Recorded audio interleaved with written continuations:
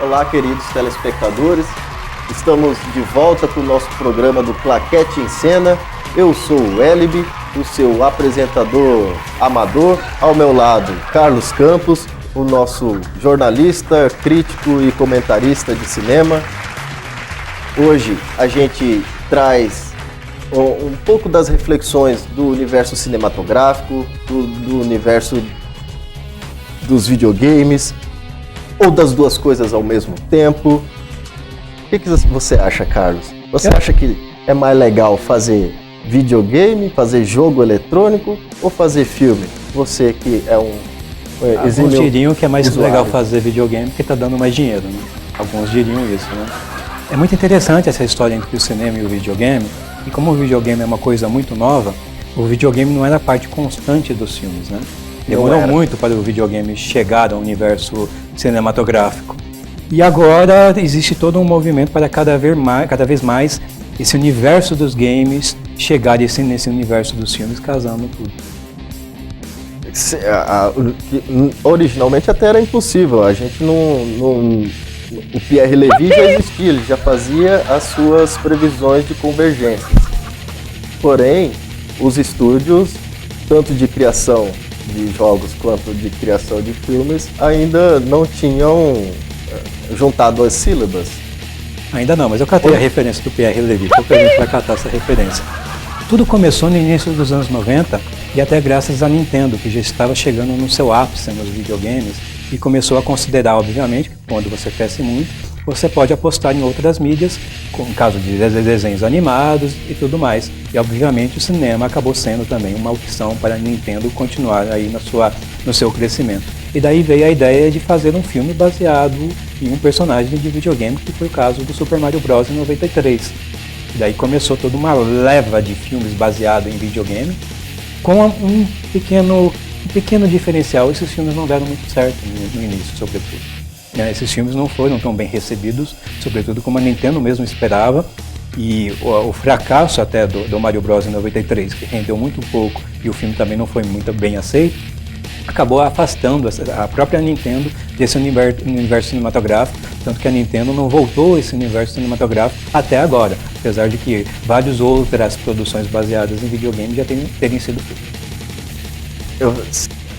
Atribui esse fracasso ao que poderia ser? Eu tenho algumas teorias, se me permite dividi-las com você. Primeira é a limitação tecnológica, que eu tenho a sensação de que hoje ela, para os grandes estúdios, quase infinita, né? Para a gente reproduzir, para eles reproduzirem no início da década de 90, um filme com os efeitos que a gurizada estava acostumada no videogame, ou atingir aquela performance do videogame num filme, eu acho que era muito mais complicado, se não impossível, simplesmente, né? Tecnicamente sim. Já era impossível. Mas não é só isso, existem vários fatores que sempre contribuíram para o desempenho ruim dos filmes baseados em videogame, apesar do enorme sucesso dos videogames. O primeiro fator... Além da dificuldade técnica? Além da dificuldade técnica. E o primeiro, talvez o principal desses fatores, é que é mais divertido jogar essas histórias do que assistir essas histórias. Pronto, simplesmente.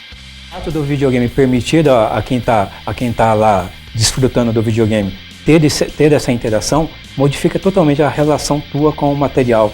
Uma coisa é você interagir com o material, com a história que está sendo contada. Outra coisa é você ser o espectador, sempre numa posição mais passiva, assistindo o que está acontecendo, sem nenhum mecanismo de interferência, né?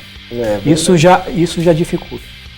Outros fatores também contribuíram, né? Alguns projetos sendo postos nas mãos de gente que talvez não era tão competente assim, isso também aconteceu. Alguns cineastas, alguns roteiristas que não entendiam tão bem da coisa, e isso acaba contribuindo para um desempenho ruim. E também a própria dificuldade de você, às vezes, apostar em um projeto que é mais difícil de ser adaptado, ao invés de apostar em um nome, uma grande marca, um grande jogo, que talvez a adaptação fosse um pouco mais fácil. Imagina, a gente citou o caso do Super Mario Bros. É muito difícil você adaptar, né? Fazer uma adaptação bastante fiel do Super Mario Bros. Em live action, porque você não vai filmar uma pessoa dando cabeçada na parede, na pedra, né? Na pedra e pulando em cima de cogumelo e por aí vai. É uma adaptação mais difícil, né? É um cenário mais difícil de ser adaptado. Como o videogame avançou muito nesse período, desde 93 até agora, a gente saiu da era 8, 16 bits e foi para a era em que os gráficos estão quase chegando ao nível do real, né, do que a gente tem no mundo real. As histórias também acompanharam, as histórias foram ficando um pouco mais cinematográficas também. As histórias foram ficando mais parecidas com o cinema. Um influenciou o outro. Um acabou afetando o outro. E é por isso que agora é um pouco mais fácil você achar histórias dentro do videogame que você pode adaptar de uma forma mais fácil, de uma forma mais sossegada. Eu acho que no início da década de 90 foi uma coisa de vanguardista, não foi de fronteira. Eles estavam, a Nintendo, como você disse, ela desbravou, de certa forma, esse recurso. Como o próprio videogame, né? Ela foi uma das responsáveis por fazer com que o videogame, ao longo do tempo, deixasse de ser somente um brinquedo de criança e se tornasse aí um objeto de alta tecnologia para todo mundo. E eles tiveram que pagar o preço desse vanguardismo todo, né? Acho que, como você disse, até hoje eles não retomaram nenhum título assim, especificamente, né? Porque ficou porque não fez sucesso o primeiro filme do Super Mario. E eu acrescentaria, não sei se você concorda nessas variáveis aí de não ter fluído os filmes, e assim, comparado com agora, a gente, hoje, um diretor que tem uns 40 anos de idade, que pega um filme de videogame para fazer, esse cara, ele nasceu no meio da terceira era do videogame, que é essa do 16 bits, do 8 bits. Quer dizer, isso tá no DNA praticamente dele, né? Eu acho que um cara que vai, sei lá, pegar um Tomb Raider hoje, ele tá muito contextualizado desde a infância dele com a personagem, com os jogos, com o sucesso do jogo. Aí eu quero reportar, assim, porque em 93 eu não lembro quem foi que dirigiu o filme do Super Mario. Não sei o nome do caboclo. Mas acho que em 90 especiais, não era nenhum diretor conhecido. Não era nenhum diretor. Então, foi assim, não, a gente tem um produto e a gente precisa escalar, enfim, convocar um lateral esquerdo e um lateral direito. Não precisa ser o de 500, não precisa ser o da bola de ouro, né? A gente e talvez o pensamento era menos fazer um filme, mais um comercial de 2 horas. E aí, só pra você saber o que eu tava pensando, que esse diretor, ele, na infância dele, ele não tinha um videogame que o diretor de hoje, de 40 anos, de 2018, jogou os joguinhos. Porque em 93 a gente estava jogando Super Mario World, estava sendo lançado o Super Mario World no Nintendinho S10. Na verdade, o terceiro Mario Bros foi apresentado também no cinema. Já teve um filme que fazia uma brincadeira com o universo da Nintendo e o jogo foi mostrado de forma inédita no cinema. Já fazendo essa conexão. Já depois do World, já o 64, os Galaxy da vida. Por aí vai. Né, os Mario Kart, por exemplo.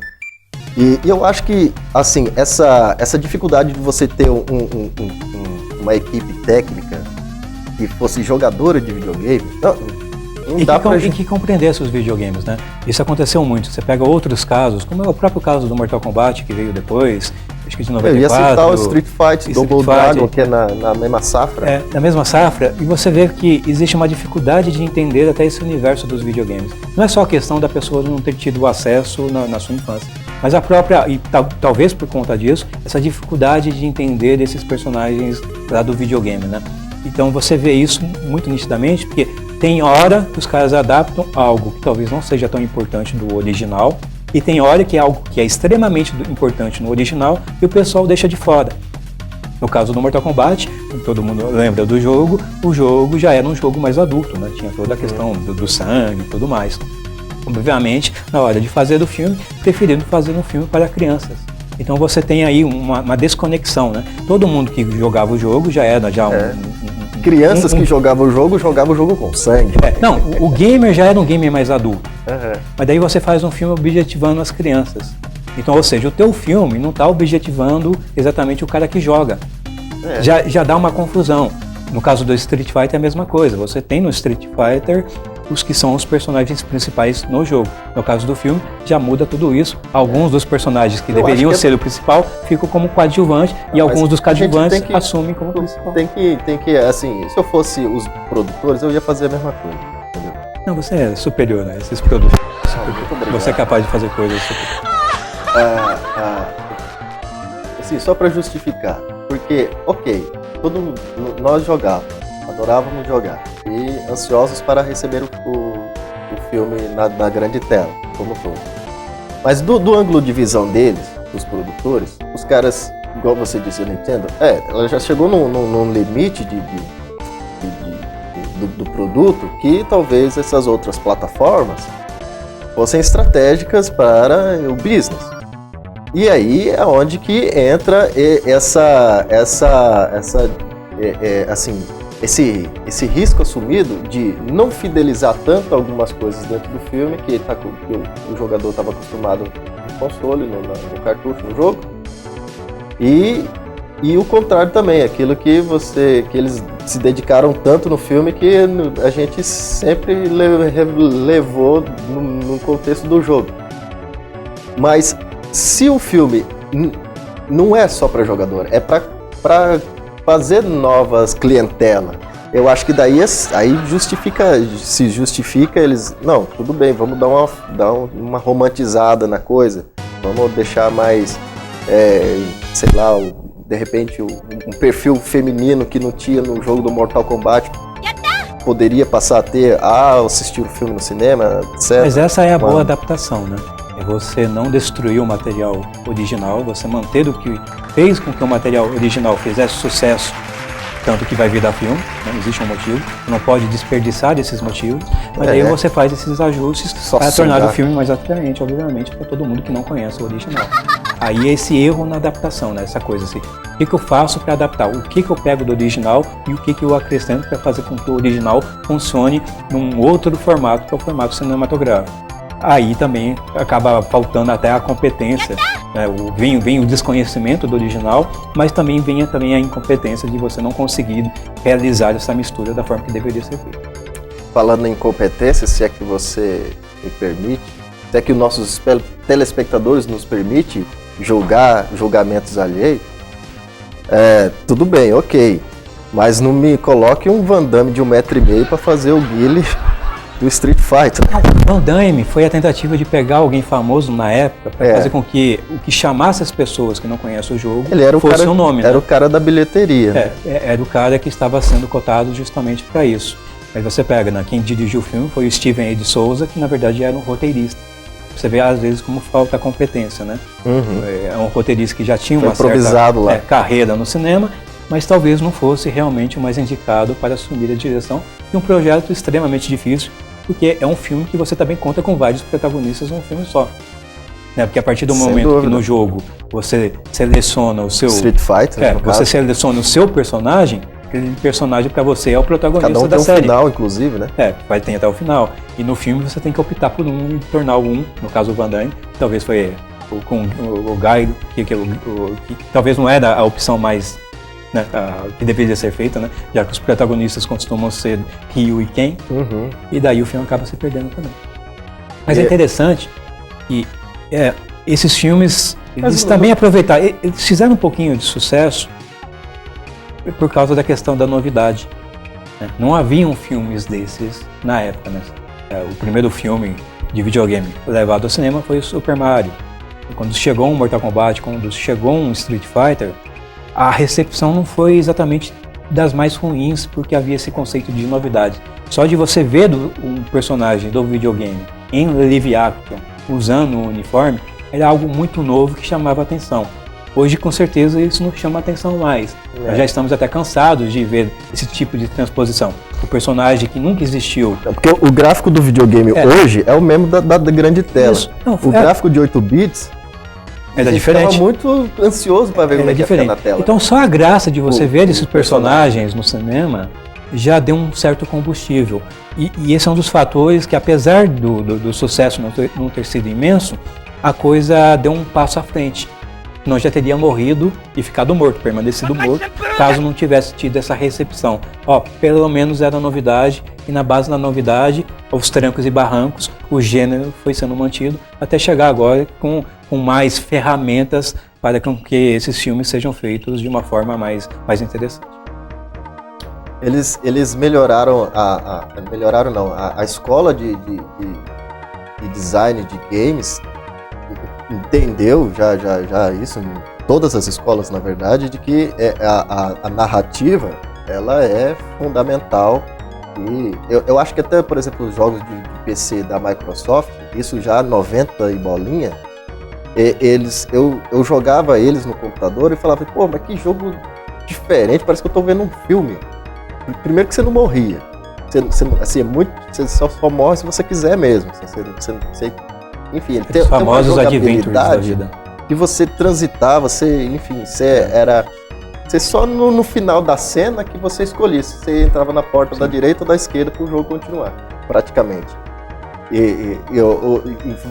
Daí eu acho que tanto os produtores de um e do outro começaram a perceber isso, que hoje já fica uma coisa mais homogênea, quase que sai simultâneo o jogo e o filme, né? Uma das grandes produtoras desse tipo de jogo foi a LucasArts, que veio da Lucasfilm, que é obviamente uma empresa de cinema. Então eles já se interessaram por videogame já naquela época e foram os responsáveis por injetar essa carga maior de narrativa e criar esses jogos, que são mais adventures assim, já tentando, né, conectar esses dois pontos, né, o ponto da narrativa cinematográfica e o ponto aí do videogame. Um outro que me chamava a atenção, eu acho que a gente não tinha colocado na nossa lista ainda, que é o filme das Tartarugas Ninjas, o primeiro. Eles fizeram 3 na década de 90. O Tartarugas, na verdade, foi baseado numa história em quadrinhos. Origem de quadrinho, mas tinha jogo. O desenho e o jogo foi extremamente importante para o personagem crescer. Eu lembro que tinha o jogo, assim, não é... O Tartaruga Ninja não é um Super Mario que surgiu dentro do videogame, ou Street Fighter, ou esses outros. Mas existiu o jogo. E aí, quando eu estava muito acostumado, no mesmo contexto, a jogar, falando de mim agora, espectadores, me permite dar um exemplo pessoal aqui, a jogar o jogo das Tartarugas Ninja. Gostava de assistir na televisão também, evidentemente, né? Só não li os quadrinhos, só não tinha quadrinho na banca perto da minha casa. Curiosamente eram mais adultos, apesar dos videogames e dos brinquedos e tudo mais serem feitos para crianças. Eu quero chegar no Vingador das Tartarugas Ninja. Lembra, né? O vilão das Tartarugas Ninja, o Vingador Destruidor. Né, Vingador Destruidor. E quando ia sair o filme deles, estava, como é que eles vão fazer a Tartaruga Ninja no cinema? Então, a gente tinha a referência da animação de televisão e do videogame, que era a mesma animação. Ok, o mesmo desenhista que fez lá a animação para televisão, os caras aproveitaram no videogame. E como é que eles... Eu fiquei com essa ansiedade assim de ver principalmente o Destruidor, nem tanto as Tartarugas Ninja que eram tartarugas, né? Meteram uma espumona lá nas cabeças. Tem um documentário bacana que é... E pra época foi bem feito. pra época foi bem feito. Mas aí vê no filme, o Destruidor, ele tem tipo uma armadura, assim, que ele tem umas pontas, parece umas garras, assim, um chifre, ele parece... Enfim, a armadura dele é cheia de um cara medieval, né? E não é que Na verdade é um guerreiro medieval japonês. Ele tanto que o terceiro medieval. Filme se passa na China. Então, pois medieval da vida. Só que no filme dá pra ver que a armadura dele lá é um cos pobre mesmo, porque aquelas pontas que é de em todos esses filmes antigos tem essa mesma característica. A frustração da minha vida, eu falei, destruiu minha vontade de continuar acompanhando a Tartaruga Ninja por causa disso, cara. Carlos, muito obrigado. Por enquanto, vamos concluir o nosso primeiro bloco. Você não sai daí, vamos fazer um intervalo rápido para voltar a falar de mais videogames e cinema e os filmes que foram feitos baseados em cima dos jogos de videogame. Já. Voltamos já.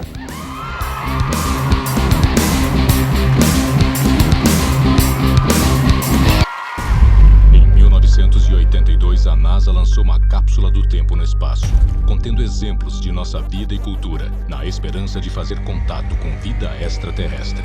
Infelizmente, a mensagem foi recebida da maneira errada. Eu acredito que alguma força alienígena mandou videogames vivos para nos atacar.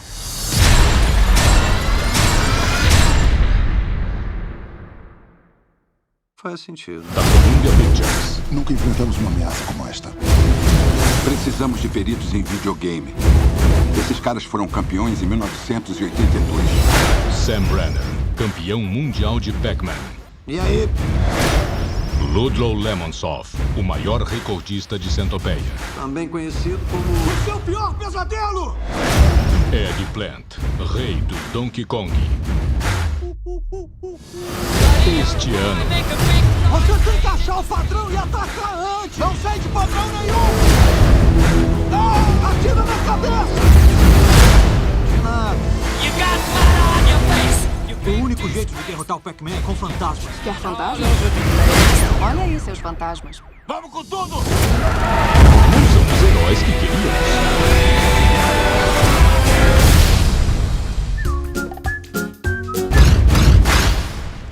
Não diz pra ninguém que eu matei um Smurf.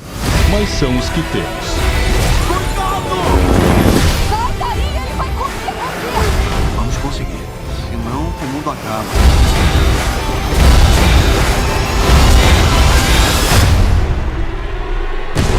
Temos que travar uma batalha com eles.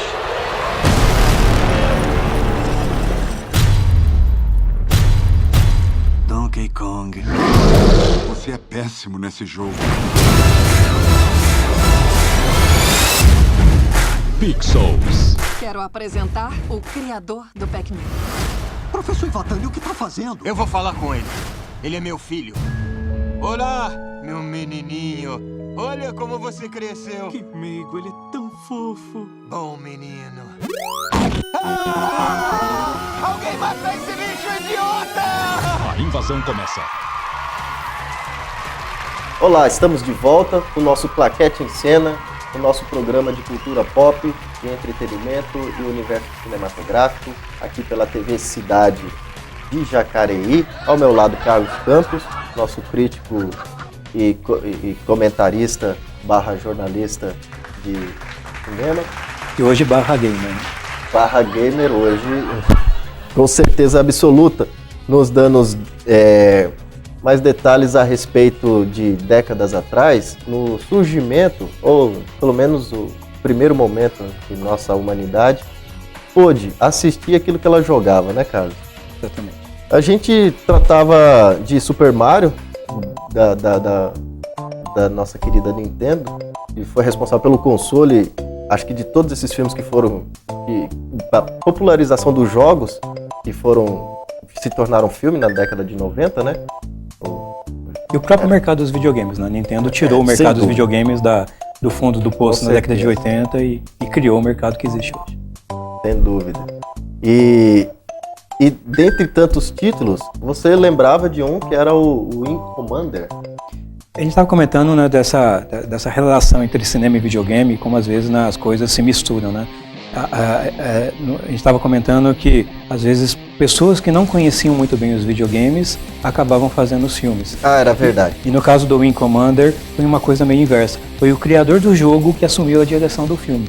Mas daí aconteceu o inverso. Você tinha alguém que conhecia o videogame, mas daí não conhecia nada de cinema. E também o resultado não foi positivo por conta disso. Então é sempre preciso achar aí quase que um meio termo, né? Achar um ponto que não seja muito extremo. Ou um cara que entende nada do jogo e até entende de filme, ou um cara que entende muito do jogo, mas também não entende da necessidade de você transformar isso num filme. Não entende de cinema o suficiente para transformar o jogo em um filme. As linguagens, pelo que eu percebo, elas são muito parecidas, mas porém há uma diferença entre elas. Uma diferença enorme. É muito diferente você dirigir uma cutscene, né, a história que é apresentada no jogo, e aí você aí fazer o filme todo, você gravar o filme todo, toda a ação, tudo que vem junto, né? São coisas bem diferentes.